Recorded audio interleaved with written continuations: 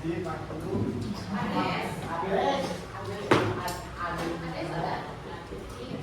siapa?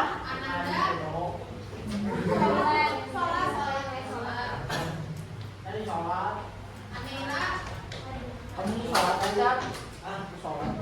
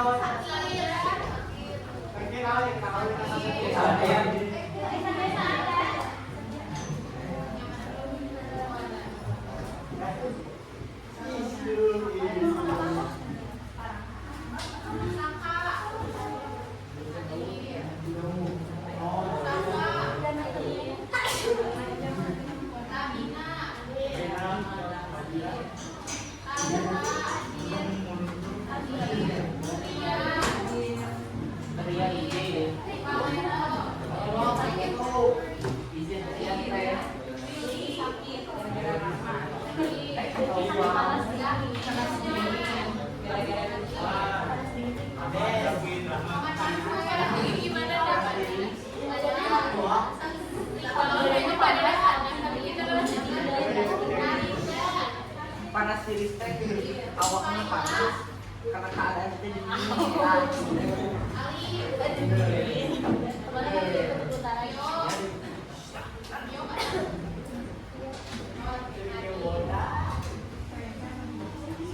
terus ada buah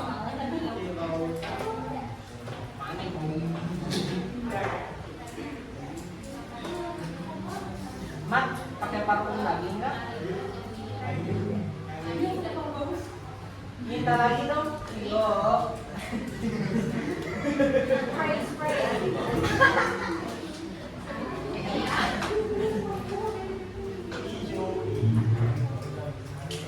Pak semprotin Felicia.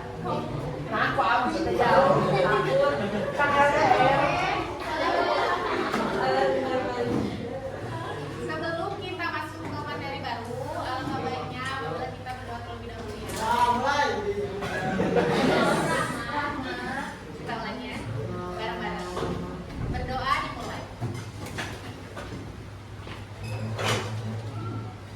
Berdoa selesai.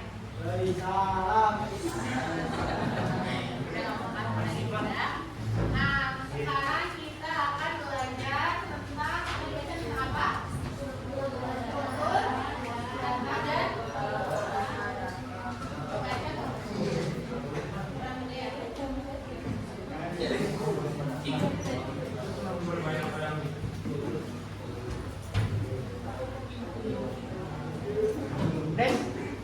Des, Ades. Boleh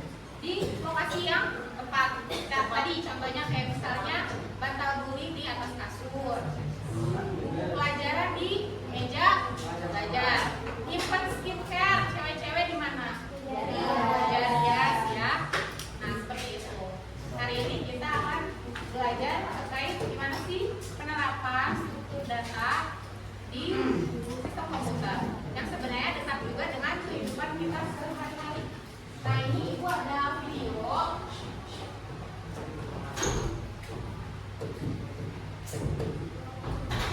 Untuk videonya disimak ya. Semoga hari ini dan hari-hari berikutnya kita selalu dalam keadaan sehat walafiat. Dan bagi kawan kita yang hari ini adalah sakit, semoga segera disembuhkan Allah Subhanahu wa Pakai Ta'ala. Masih berpikir komputasional. Kali ini kita akan membahas tentang struktur data dan algoritma dasar. Salah satunya.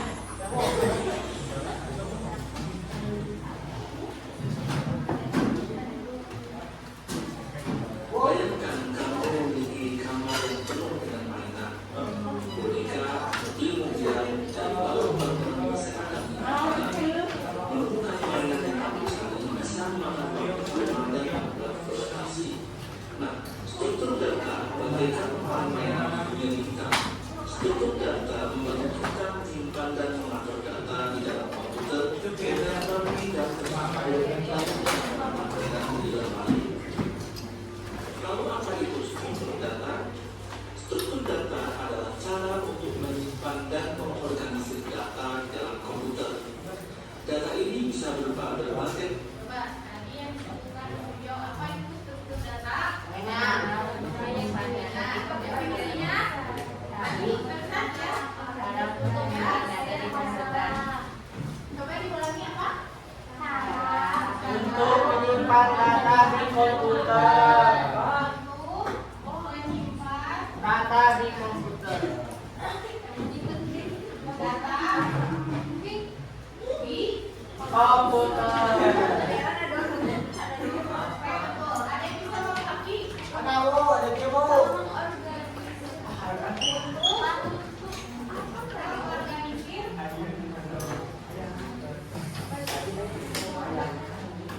Nanti sudah berganda. untuk mengorganisir agar rapi dan terstruktur.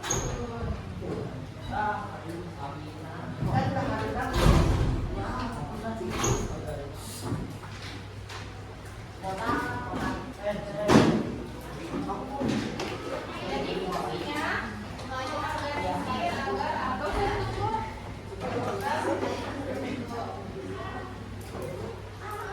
Oke, kita lanjut ya. Macam informasi seperti angka, teks, gambar, atau bahkan suara. Dengan struktur data yang tepat, data menjadi lebih mudah dicari, diolah, dan dimanfaatkan. Hal ini bagaikan memiliki mainan yang tertata rapi, di mana setiap mainan memiliki tempatnya sendiri dan mudah ditemukan. Mengapa struktur data penting? Struktur data sangat penting dalam ilmu komputer karena beberapa alasan. Yang pertama, efisiensi. Struktur data yang tepat dapat membantu program komputer mengakses dan memproses data lebih cepat. Hal ini seperti memiliki lemari mainan yang rapi, di mana kamu dapat dengan mudah menemukan mainan yang kamu cari tanpa membuang waktu. Berikutnya, ketepatan. Struktur data yang tepat dapat membantu memastikan bahwa data yang disimpan dan diolah oleh program komputer akurat dan konsisten.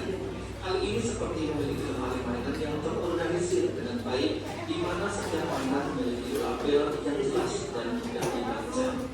Yang ketiga, keamanan. Struktur data yang tepat dapat membantu melindungi data dari kerusakan atau akses yang tidak sah.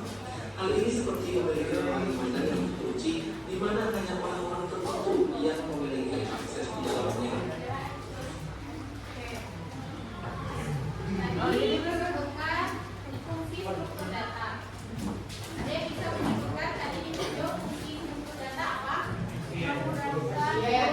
Pasien, rumah sakit. Efisiensi. Apa yang dimaksud efisiensi?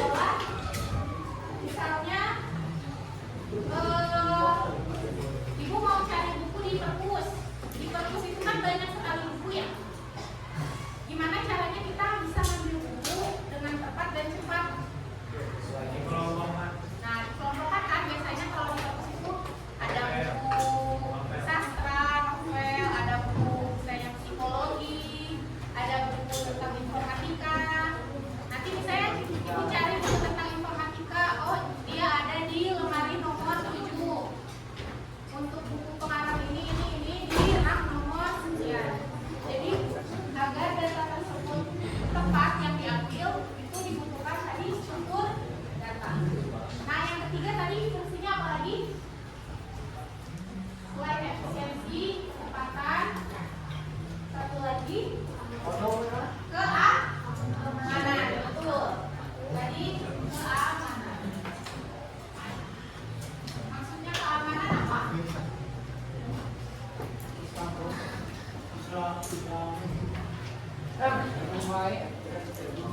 Teman-teman di sini punya handphone? Handphonenya di lock apa enggak? Mungkin ada yang di lock, ada yang enggak. Tapi biasanya pada di lock ya. Kenapa di lock? Agar aman. Aman dari apa? Orang kepo. Dari orang kepo. Tadi ada tuh banyak orang kepo. Biar mereka melihat sama banyak orang.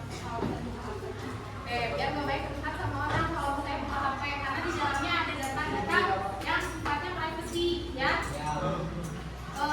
Makanya ketika kita memang punya data di dalam handphone itu kita jaga, kita amankan supaya nggak dibajak sama orang-orang yang tidak dikenal, seperti itu. Jadi kalau misalnya teman-teman punya handphone temannya itu jangan lupa minta dulu, boleh nggak pinjam handphone itu. Ya, sampai sini ada yang mau ditanyakan? Cukup jelas?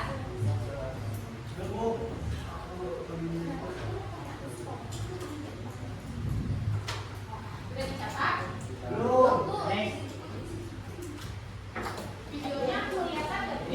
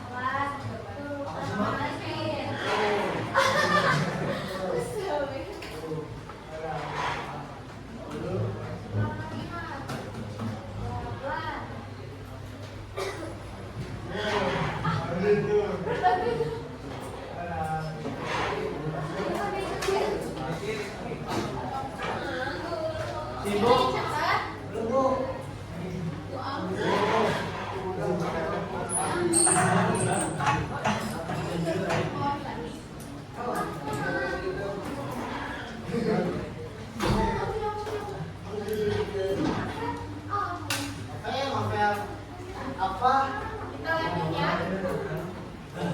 Jenis-jenis struktur data.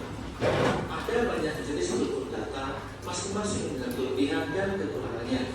Berikut beberapa contoh umum.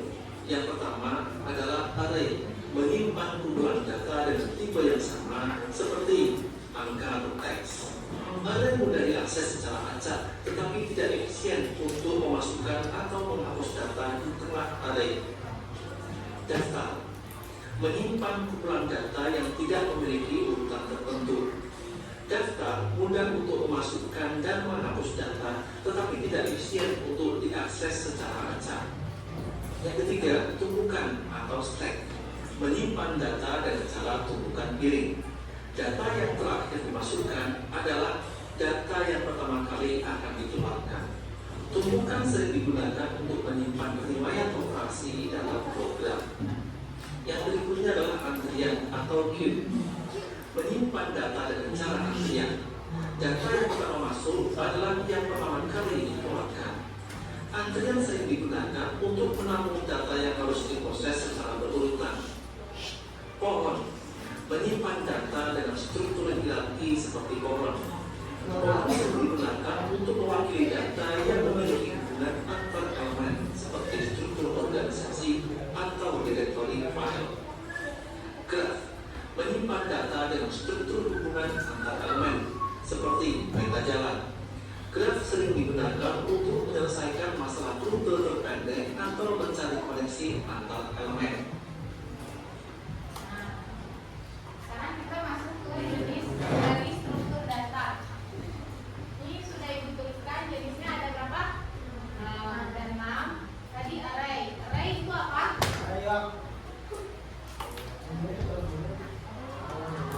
Tadi di video angka atau teks, ya betul, itu datanya ya.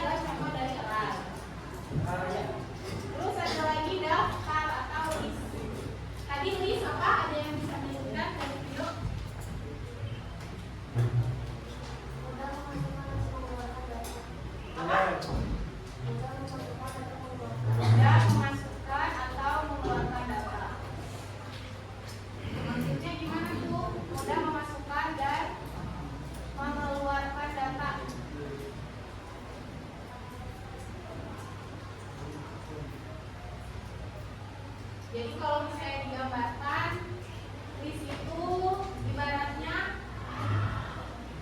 kotak, tapi dia ada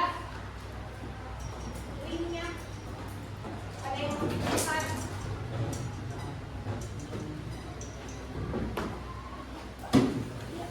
Ini disebutnya not ya, yang pertama. Ini yang paling awal. Ini misalnya 1, 2, 3. Ini head, kepalanya. Ini tail. Head itu apa kepala, tail itu ekornya. Misalnya ibu mau memindahkan data 3 ke depan. Caranya adalah memasukkan dulu ke not yang kosong. Tiganya dimasukin ke yang kosong dulu. Nah ini jadinya kosong kan? Satunya pindah ke sini. Nanti satu pindah ke sini, tiganya masuk ke depan. Jadi ibaratnya ada not yang kosong untuk membantu memindahkan. Contoh lain kehidupan sehari-hari kayak ibu punya 3 gelas. Gelas pertama isi air. Gelas kedua isi susu. Ibu mau mindahin gelas susu isi air, gelas air isi susu. Caranya pakai gelas lain yang kosong. Kita caranya gimana prosedurnya? Pindahin dulu gelas yang isi air ke yang gelas kosong. Kemudian yang susunya dimasukin ke yang gelas air. Terus yang tadi yang isi air untuk penyimpanan sementara dimasukkan ke gelas yang tadi sebelumnya isi susu. Jadi Bu, sampai di sini paham? Paham ya? Untuk analoginya itu tadi contoh dari daftar. Nah kemudian stack. Tadi stack itu apa? Bukan. Gampang ya kalau stack itu. Kayak misalnya apa? Contoh dari tumpukan. Tumpukan buku. Betul. Apalagi? Tumpukan apa lagi yang biasanya nyimpannya bertumpuk? Baju, Apa lagi? celana, Terus apa lagi? uang mas, sang lu, Boleh baju ya. Kayak misalnya kita lagi ke Alfamart. tumpukan Ke duit, Alfamart harus nyari aqua. gepokan kan, Itu biasanya ke lemari pendingin ya. Kalau lemari pendingin terus pas ke lemari pendingin, aquanya kita ngambilnya yang paling belakang apa paling depan? Paling belakang. Ada yang paling belakang. Ya biasanya ada yang paling belakang, ada yang paling pinggir ya. Tapi umumnya orang biar cepet ambilnya yang paling bawah. Atau misalnya ada tukang bangunan memindahkan batu bata dari truk ke dalam rumah yang dibangun, ke tanah yang dibangun. Itu berarti pindahin batu batanya dari yang paling atas ke paling bawah? Paling atas ya. Logikanya gak mungkin paling bawah karena kalau paling bawah nanti langsung ambruk semuanya. Tadi contoh analogi dari stack. Nah sekarang kalau queue. thank you. Kalau queue itu antrian. Contoh antrian apa? Mengantri di mana? Kantin bu, Antri sembako. kantin. Antri kantin. Antri yang berkumpul di perpus. Saya antri di bank, terus antri di rumah sakit. Kan Ikan ada. bersih, Ya. ngapain? Ya, jadi misalnya kalau teman berobat itu kan pakai nomor antrian 1, ada nomor antrian 2, ada nomor antrian 3. Nah, yang diproses duluan itu 1 dulu apa 5 dulu? 1. Kenapa 5 dulu? Liputan yang data pertama diproses pertama. Jadi prinsipnya adalah FIFO. Ada yang pernah dengar FIFO? Ada. Apa yang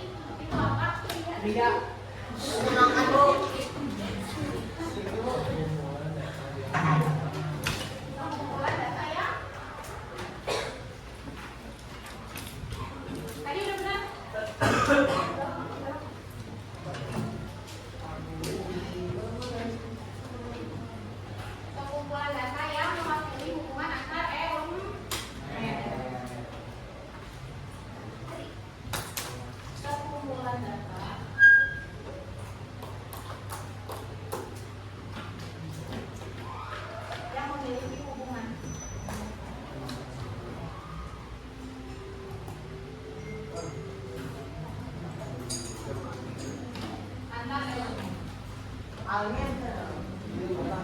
Contohnya apa? Misalnya itu di belakang ada struktur organisasi.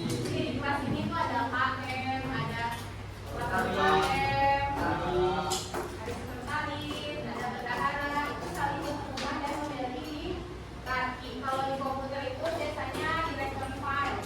Saya teman-teman nyimpan file di list C, folder, foto, folder apa. Itu juga contoh dari penerapan bentuk data. Yang terakhir graf itu apa? Graf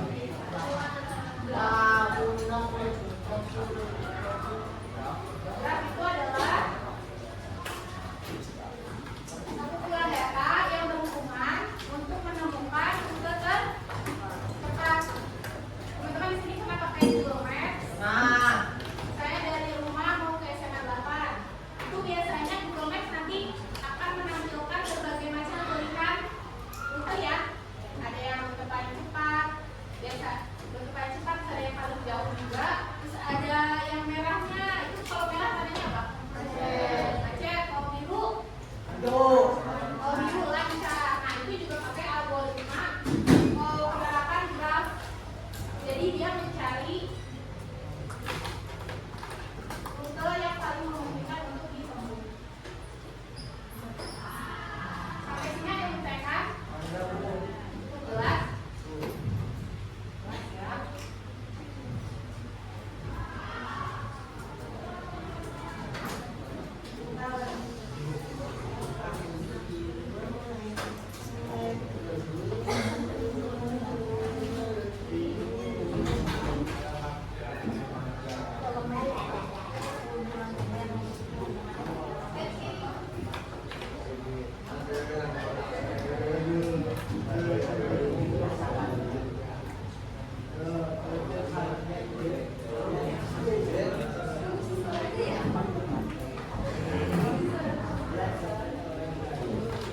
Kita lanjut ya.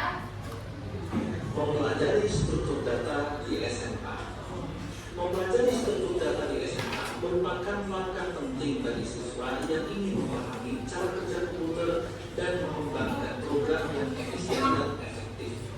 Dengan memahami struktur data, siswa akan mampu memilih struktur data yang tepat untuk suatu masalah, mampu merancang dan mengimplementasikan struktur data dalam program, mampu menganalisis performa program dan mengoptimalkannya dengan menggunakan struktur data yang tepat. Kesimpulan, struktur data adalah konsep fundamental dalam ilmu komputer. Memahami konsep ini sangat penting bagi siswa SMA yang ingin mempelajari pemrograman dan pengembangan perangkat lunak secara lebih mendalam. Dengan mempelajari struktur data, siswa akan mendapatkan bekal yang berharga untuk masa depan mereka di dunia digital yang semakin kompleks. Algoritma dasar. Bayangkan kamu sedang terjebak di labirin. Bagaimana kamu bisa keluar dari sana? Kamu membutuhkan panduan, langkah-langkah terstruktur yang dapat membantumu menemukan jalan keluar.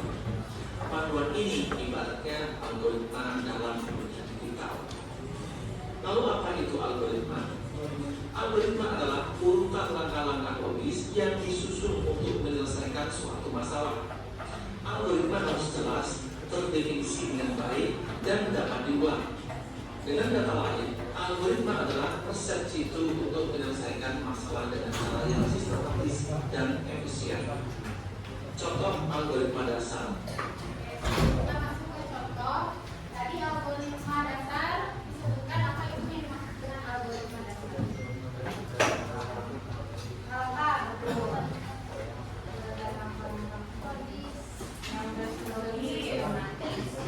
Sistematis.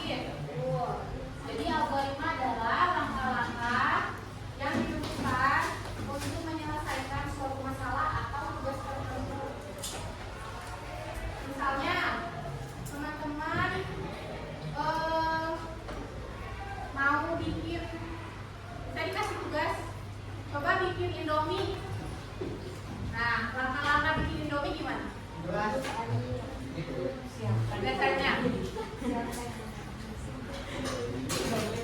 Ada yang mau menyebutkan apa